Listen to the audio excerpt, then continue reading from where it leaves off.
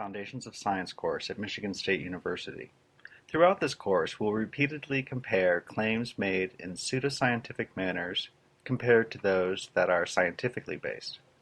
As this course progresses, we will look at such topics as astrology versus astronomy, the lost continent of Atlantis versus plate tectonics, alchemy versus chemistry, and the Loch Ness Monster and Bigfoot versus ecology and evolution. What we will find is that by following the concepts of matter and those of energy and the different disciplines, we can form a framework that will allow you to critically think about the likelihood of these pseudoscientific claims. We're going to start this journey with the field of psychology.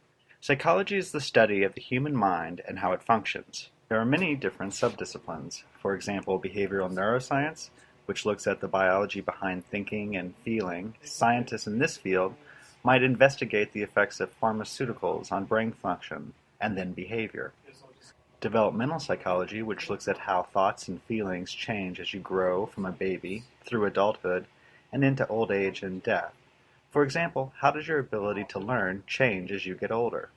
Social psychology, which looks at how individual thoughts and feelings interact within group-level dynamics. And other subdisciplines include clinical psychology, personality psychology, industrial organizational psychology, education psychology, and health psychology. For this module, we'll be looking at a very specific aspect that falls under cognitive psychology, which looks at how people obtain, process, and store information. We will be focusing our attention on people's ability to observe and reason from their experiences. And for this, our pseudoscience comparison, we will be looking at these ideas with the context of witches.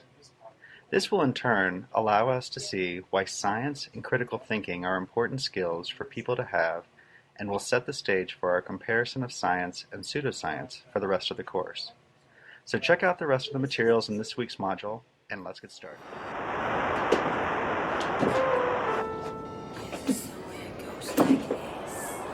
I come a little closer to sing it to you. Not all Da Vinci type think the same. Some Da Vinci type operate from a mainly alpha brainwave state. Others operate from a mainly theta brainwave state. This result is vast difference in personality, experience, and the kinds of conclusions one derives from those experiences. The Alpha Da Vinci will be much more athletic and outwardly focused. He may not seem so bright that is intellectually intelligent, but when you get him in a physical situation, he'll have an uncanny innate brilliance regarding how he moves his body, the words he chooses, the actions he makes. This guy can be a great somatic genius, meaning he's got it with regards to his physical presence, communication, or coordination. The Theta Da Vinci will be much dreamier. He will be the creative genius with potentially a clumsy physical presence. This Theta Da Vinci may have learned early on to avoid sports and physical activities because he's far too lost in thoughts to be good at athletics. The Theta Da Vincis tend to be great artists, inventors, and musicians. Sometimes they can be brilliant entrepreneurs, but gaining the respect of the employees can be a challenge because of their lack of outward focus. Whichever type of Da Vinci you identify with more easily, the goal is to find balance. If you're an Alpha Da Vinci, you would do well to shift your mind towards that dreamy theta creativity more often to gain the inspiration that awaits you there.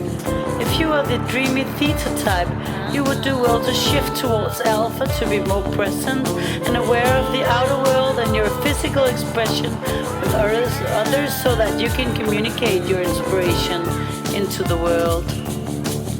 The ideal center of your consciousness is the alpha theta border. This is approximately 7.8 the Schumann resonance. From here you have across the inner inspiration available through theta awareness and the outer charisma and grace of L for functioning. But you also gain something much more powerful than just those two functions, alpha and theta. When your consciousness is centered on the Schumann resonance, you come alive, your mind expands, and your energy surges with life. This is the sweet spot of waking consciousness. I went like that. Did you get it? Did you get it at all? I hope so. I close the book.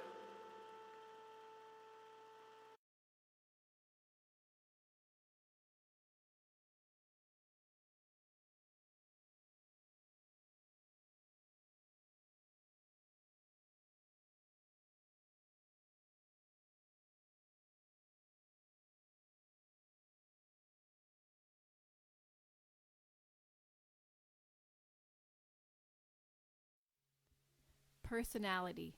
What is it? Are we born with it? Or does the environment affect it? How does it develop? Does it change over time? Can we measure and study it? What makes you you? These are some of the questions psychologists have struggled to answer. Debate is still continuing today. Some have defined personality as an individual's consistent patterns of feeling, thinking, and behaving. Psychologists have studied personality as a way to try to predict or explain behavior. In this section, we will discuss some of the theories of personality that have arisen in the last century. We'll look at the ideas of influential psychologists in 3 different approaches: the psychoanalytic theories, humanistic theories, and trait theories of personality. The psychoanalytical approach to personality and behavior was founded by Sigmund Freud. Other important psychologists using this approach were Alfred Adler and Carl Jung, both early followers of Freud. Psychoanalysts believe that personality is controlled by our subconscious thoughts, from experiences we cannot even consciously remember. In this way, our personality has been shaped by our past experiences, so we're really not in control of it. The humanistic approach to personality and behavior started to gain footing in the 1960s. In contrast to psychoanalytical theories, this approach suggested humans have free will. In this view, you are not stuck with an unchangeable personality, but are able to make decisions and changes to your thinking patterns. It is these underlying motivations that will contribute to your personality. Abraham Maslow and Carl Rogers are well-known humanist personality figures whose personality theories we will study later in detail. The trait theory approach to personality started as a rejection of the popular psychoanalytical and humanistic views. This view incorporates many different ideas. Trait theory suggests that personality can be studied and described using a selection of traits. In this view, traits are defined as relatively enduring characteristics that influence our behavior across many situations. It was started by Gordon Allport.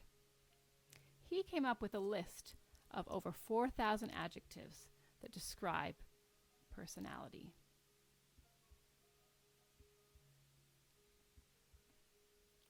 Other trait psychologists, including Raymond Cattell, narrowed this list down to a few basic traits, which can be assigned to people in an attempt to describe their personality. While most of these theorists suggest that all people might be described by all traits, they propose that a few traits would be more dominant in different individuals. Modern personality tests usually use lists of questions that you would answer about yourself. By analyzing your answers, you can be assigned a general description of your personality. Proponents of this approach would suggest that you will be able to use this information to understand your behavior and why you act the way you do. Or perhaps you might even be able to make decisions about your own future. In the next lesson, we will discuss in detail the theorists and their theories and compare and study personality tests.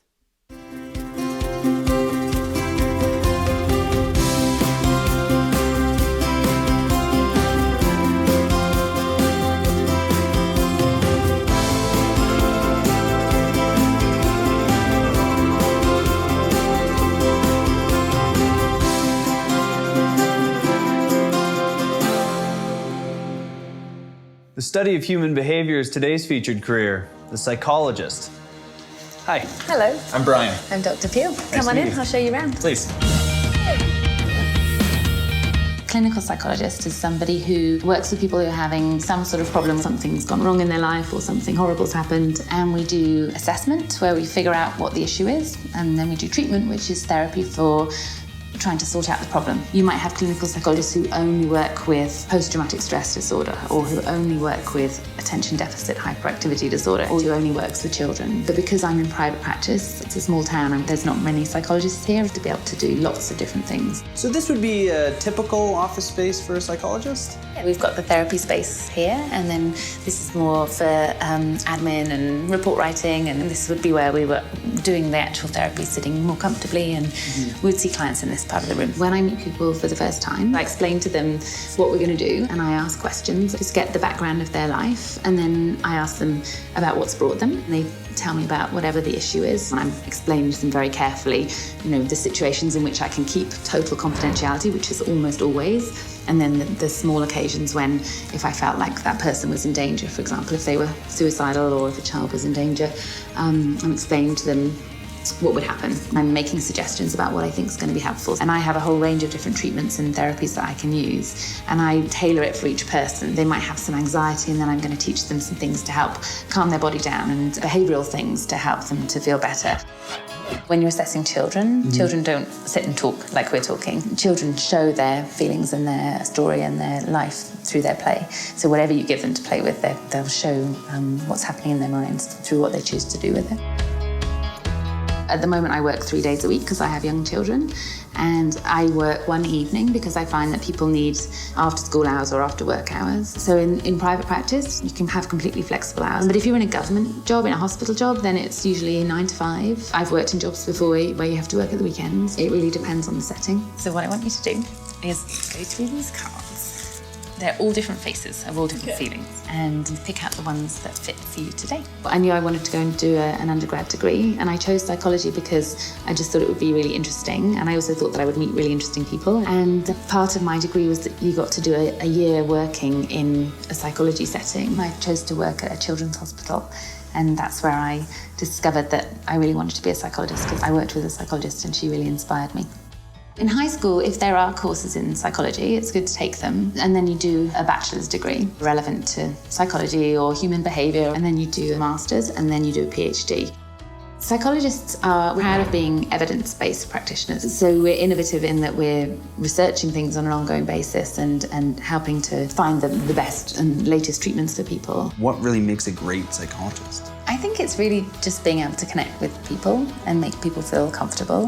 You have to have the relationship before you can put any of your education into practice. Being really interested in people is something that you can't learn to do, and you need that. And you need to be an empathic person as well, having sympathy for another person and trying to understand what their perspective is and what's going on for them. Some people are really concrete and they just want to sit and talk, and some people find sitting and talking really difficult, so I'll do drawings with adults, I'll get adults playing with the cards and feelings faces. Being detail oriented is really important for doing assessments. So when we're doing assessments, we're sitting with testing materials, asking questions, getting people to do hands-on tasks, and we're observing them really closely. There's quite a strict code of ethics, and the law binds me to this code of ethics, and part of it is keeping good notes. So I have to have notes that have particular things in them. I have to be very careful about confidentiality in that area. I'm happy to see the miserable ones are going over there and the happy ones are over here. One of the things that I love about being a psychologist is there's so many opportunities. So I could become a professor at university or be conducting research. A lot of people go from a healthcare type job into private practice because then you get more flexibility and more freedom to do what you want. And also, if I decided I didn't want to be a psychologist anymore, the skills that you learn when you're training to be a psychologist can be applied in every area of life. One thing that really helped me was working with a psychologist. So if you can get a job, even if it's volunteering, so that you can see what they do and help you to figure out whether that's what you want to do. It is a very rewarding job. I love my job, actually. I really enjoy interaction with people, and I get to hear what's really going on for people, be able to help people to understand how their brain works so they can function better in school or at work. I feel really honoured to be able to do that. To summarize, some of the skills you'll need include manual dexterity, clerical ability. You'll also need to be social, detail-oriented, directive, innovative. You'll usually require 4 or more years of post-secondary education. The average salary can range from $53,000 to $66,000 per year. The future outlook for this job is promising, as employment is increasing in the coming years, and the unemployment rate is low and is expected to further decrease. Well, Dr. Peel, thank you very much for having me. I had a really great day. My pleasure. Take care. Once again, I'm Brian for Career Trek, reminding you that this career could be yours. See you next time.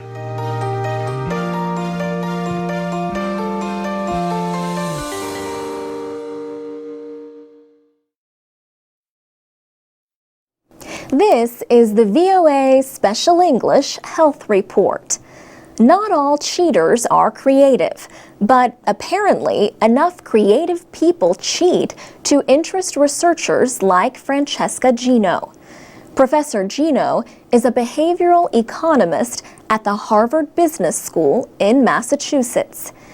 There are actually a lot of examples in the literature, novels, movies, comic books about this idea of the evil genius, but really no empirical evidence for this relationship. Behavioral economists use ideas from psychology to study how people make economic choices. Professor Gino tested volunteers to see how creative they were.